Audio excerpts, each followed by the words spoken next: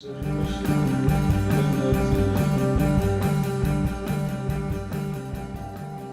important to talk about loss and damage related to climate change, in part because the topic has come up in the past 2 years in the UNFCCC climate negotiations.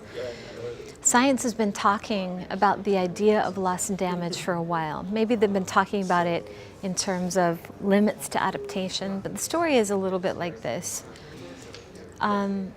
We of course want to avoid climate change and mitigate. And after that, we know we might not be able to mitigate enough to avoid all of the impacts of climate change. And then the story is, can we adapt and still keep going along our path of development without making too painful of trade-offs?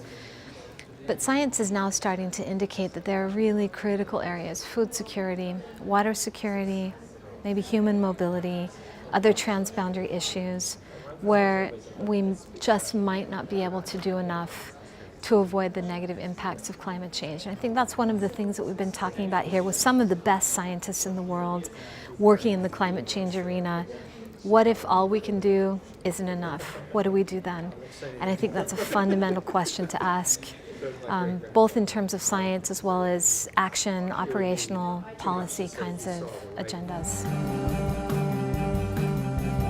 Now that our conference has concluded, we've been having very intensive debates and discussions the past 3 days here at United Nations University in Bonn. Some of the next steps for us are, of course, to do some important things like write a conference report. We'll have a special journal issue coming out in the International Journal of Global Warming on loss and damage.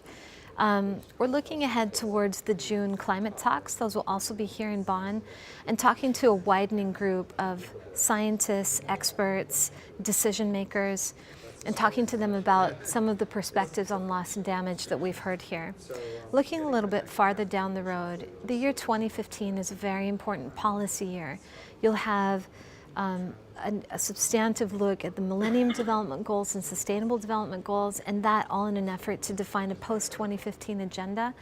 One of my key questions is, to what degree could climate change compromise our ability to achieve sustainable development? And this issue of loss and damage plays a pretty central role in that. It's on hardly anybody's radar screen, but it's certainly something that I think this group of scientists are asking.